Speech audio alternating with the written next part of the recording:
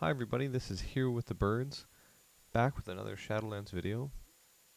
In this video I'm going to walk you through a Mythic Sanguine Depths, and I had intended actually to run just a Glimmer version of this and walk you through the basic Glimmer setup, but I've been switching my talents around so much and I don't think my Kyrian dude could allow me to switch at the time, so I just figured I'd roll with what I had, which was our melee Holy Paladin setup. This can also be done at ranged, and it turns out that it was a kind of useful thing to do for this dungeon because there's a lot of situations in Sanguine Depths when a bunch of melee stacked together can be detrimental, and you'll see that just kind of due to the narrowness of the halls and many of the packs and their dynamics create a little bit of problems. We also have somebody in here who's never even been in the dungeon before. The rogue hasn't been in Sanguine Depths, so I think these are always really instructive moments. You can learn a lot about your own playstyle, about helping people in emergency situations. Basically, you're simulating what will likely be kind of real circumstances that you'll encounter when you're running your own raids or your Mythic Plus. You'll have people who don't know mechanics, and you as the healer have to help overcome some of the difficulty alongside that. So, what do I mean by the Holy Light build, or we're going to try to run Beacon of Virtue just for the burst coming out of this dungeon. We're going to, so you can see there, both the rogue and the DK struggling a little bit with the mechanics of this dungeon, so there's a kind of red flare of cleave, and even I get hit by it a few times throughout this dungeon. Here it goes again. As far as talents, we're going to run Bestow Faith and Prism, and my binds were a bit of a mess this setup because I had been switching things around, so that's actually something to note for those of you who want to try the different styles. You don't actually have to change your gear up very much, you still want a ton of haste, but you will find that you're a bit cramped on your binds. I think I have 48 bound keys on Paladin. You can see on the far left of my screen. I'll make it go invisible when we're in combat, but I'll do a video sometime to just walk through maybe the way I'm thinking about setting up my binds and some helpful tips for that, because it's something I've run into in all of the content I've been putting out as I switch back and forth, where to put my binds, which ones to switch out, which combinations are going to require binds, and so it got a little messy. In any case, we're off to an okay start here. The beginning of the dungeon isn't really that bad, and this first boss is kind of a doesn't really have very many difficult mechanics even on Mythic. As far as the gameplay goes, as you watch it here, I'll just try to commentate on the things I'm thinking about. Even though I'm playing with a lot of ranged tools, what I'd like to do is still be in melee to pick up some holy power with Crusader Strike. Also to try to add damage, largely with consecration. So you'll see me usually go in, either open with a judgment and then go into consecration, shock my tank, and then see what I need to do.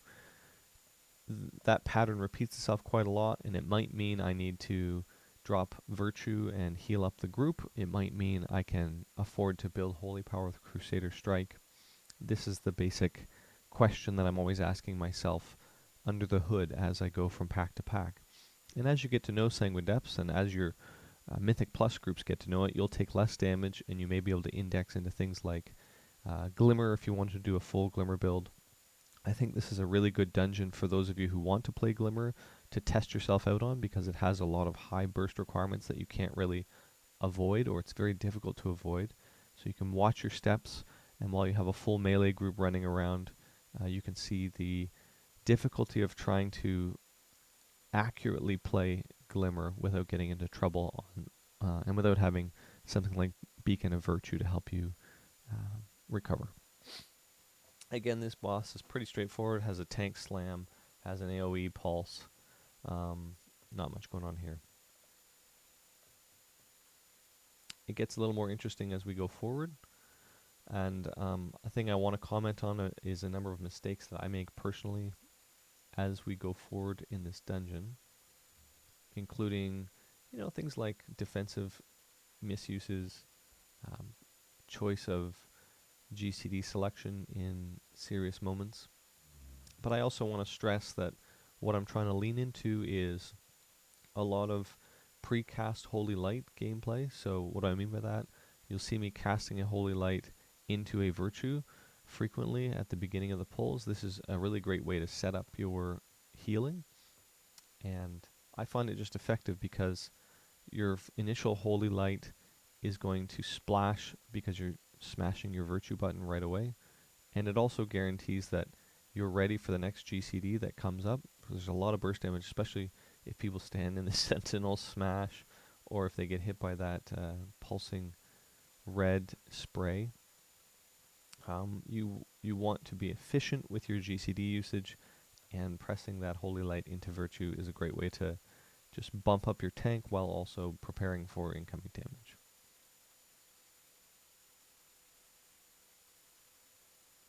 Here's a bit of a bigger pull, so it's a good test here for our throughput. Here comes the setup for Virtue with a Holy Light. We're going to cast it on this DK, and then we can go into Toll. We can get Word of Glories going. Just manage HP. So we're hitting 4 to 5k HPS in our 170 gear, I think we're at right now. So not too bad. I think we've bursted a tiny bit higher than that, but obviously in a mythic flat, if you're getting that much burst damage going out, there's a lot of things going wrong. So here again, just trying to recover, and if I had Glimmer on, it would be very difficult to recover in these situations. What do I mean by that? Well, it's hard when you have this many melees and you have a gargoyle slamming to get enough Crusader strikes off without really endangering the rest of your party. So the Glimmer build really is going to struggle to produce resources when it can't be in melee. So there's some flexibility to this ranged approach, even though you kind of want to still be in melee when you can. It means that if you have to step out for mechanic, you still have tools to toss out there. You can toss out your Bestow Faiths. You can do in succession 4 or 5 instant cast spells that are effective. Not just Bestow Faith, but also our Prism, Virtue, Shock, Martyr if you really need to, but Word of Glory. All of these pieces, a Glimmer Paladin struggles with a little bit because the desire is to really build resources and reduce the CD of Holy Shock.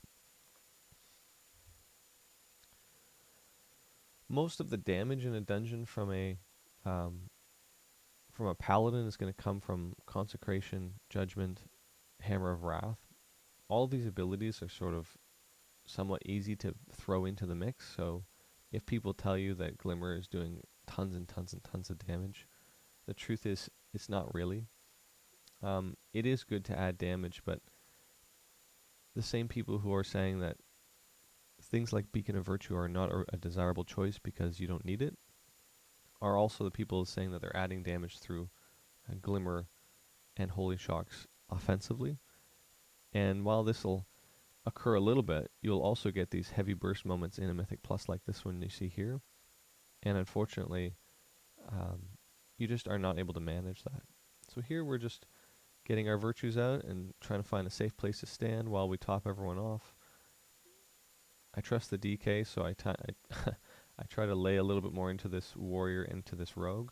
But you'll note that if we were all in melee as well, so we have a full melee group, it would be a little bit cramped and difficult for me to produce holy power through Crusader Strikes.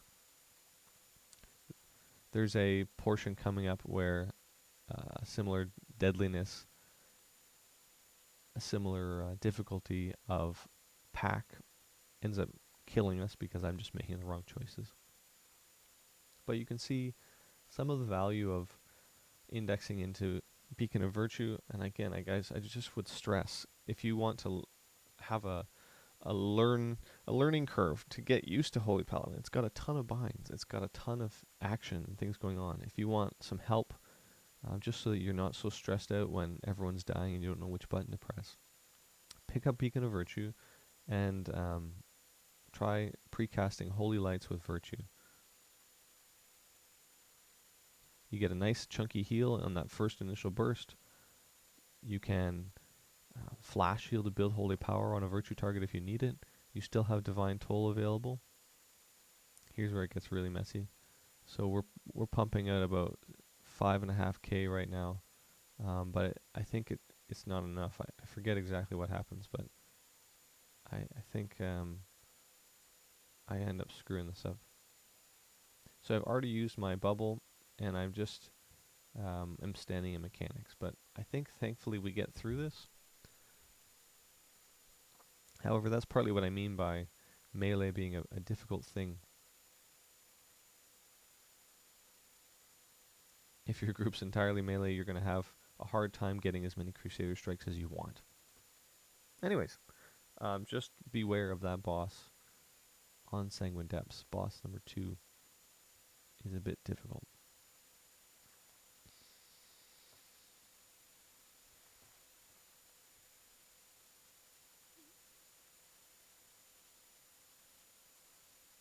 This is also an interesting encounter.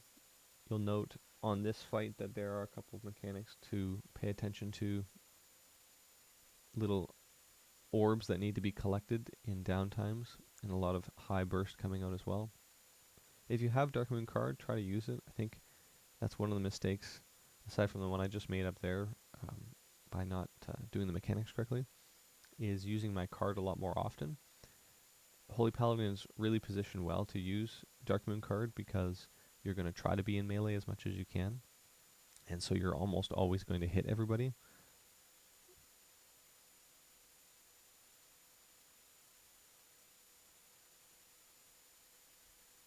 And again, when it's not too difficult, the basic gameplay is still going to be Holy Shock on CD, try to do damage with Judgment and Crusader Strike, but we're going to lean a little bit more on some of the range tools like Bestow Faith to help build Holy Power. And guys, there's not a lot of problems at the moment with dealing with these bursts. We have lots of tools. You can see here I'm holding Holy Power just to pair up with Beacon of Virtue. And nobody's really being damaged, so we would just be pouring that extra Holy Power into Shield of the Righteous damage, which is completely useless on a single target, essentially. So the Rogue again, just wasn't totally sure what to do. That's okay. It's going to happen, guys. That's part of what I'm trying to show you. There's a realistic nature to dungeons that we need to accommodate for. Yeah, there's best case scenarios and absolute healing that can be done. And that's a good metric sometimes. And I would encourage you to try Glimmer. But not everybody has access to the best players and the best groups. Frankly, not everyone is really interested in slamming a GCD with hyper amounts of haste. And there's tools that we have at our disposal to mitigate against either members of the party who are going to take more damage and get bursted, or a desire to move away from heavy GCD usage. Here's the conal ability again. It's going to come out. I think this kills somebody. But again, look at just how much extra damage people are taking. You can count on this happening, guys. My toll missed. You can count on this happening a lot in Mythic Plus. That's part of what makes the content interesting from a healer's perspective. People messing up is part of it. So if you're saying, I'm only going to bring enough tools to deal with exactly what I need to deal with, you will really struggle as a Holy Paladin playing Glimmer. Because people are going to take a lot of ancillary damage, and there's no special way that Holy Paladin has to build these things to burst people's HP back up. You can mitigate it with our aura. You can press toll every 1 minute. But outside of that, what are you going to do? Just your Glimmer rotation with Word of Glories. That's 3 or 4 GCDs just to get everyone to 80%. Glimmer does a lot of healing. That's true, but especially in Mythic Plus dungeons or in really undergeared raid scenarios where people are going to die within a GCD, we want to be very careful to laugh at people or tell people they're doing it wrong when their groups are taking so much damage and they need the burst healing. So don't be worried if you are. I'm in the same boat with you guys. This is just a pug run. You're going to find this all over the place. And I just want you to be aware that there are tools available to you, both at the range side and just if you want to do the normal melee form. So this group's going fairly well. There hasn't been too many deaths. We haven't had a serious complete wipe yet. Although that bridge was a little bit nasty. But again, these are things that a person would learn, and then the next time they're in here, probably a little bit better.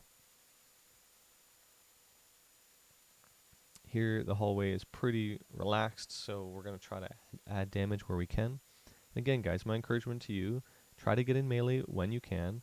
If it's pretty clear that you being in melee is going to cause more problems because of dropped, blobs or area effects that are going to lower the uptime of damage for like your warriors and your melee in general, then guys, just step out. It's okay. The warrior is going to plow far more damage than you will have had. And as time goes on, you'll be able to work with your group and get in melee a little bit more often. But don't worry about always slamming Crusader Strike. It doesn't do that much damage. Get in there, drop a Consecration, make sure you're tossing Judgment out. Other than that, guys, don't sweat it. Just focus on being comfortable with the damage intake. So here comes up, this guy does a little bit of a burst. Here it comes. So we're going to prepare for it with Deadly Volley, and boom, right back to full. On a Mythic Plus, like 10 or 15, that volley that goes off is going to chunk everyone for 50% of their health. So getting used to the patterns is a good habit.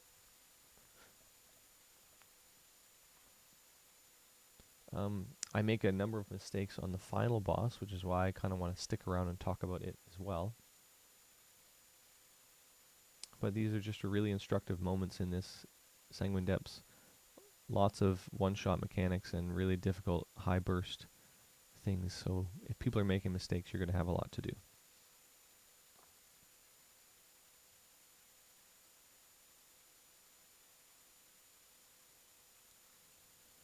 Couple of areas of improvement. I'd encourage you guys to use, as I said before, card more often, to use Divine Toll more often. So we can just press, I could have pressed it there. In the Glimmer build, you don't really care about matching up Divine Toll with anything. Obviously in Beacon of Virtue, we're trying to put Toll with Virtue to just completely top everybody. But Toll by itself is probably okay, even with this build. My recommendation is to try to fit it into a Virtue window.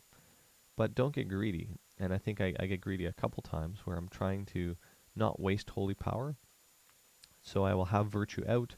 I'll be at 4 or 5 Holy Power. And I will probably need to have pressed Divine Toll to catch up. But I have Holy Power, so I want to use it up first. And that just continues to delay Toll when it could be used, even if you're going to cap. You can see here, though, that this basic setup isn't too bad. Lots of bursts coming out, a lot of people making mistakes. There goes Divine Toll. Not really effective the way I want it to be, so that's a pretty big mistake there. We could have used it earlier and had it cooling down.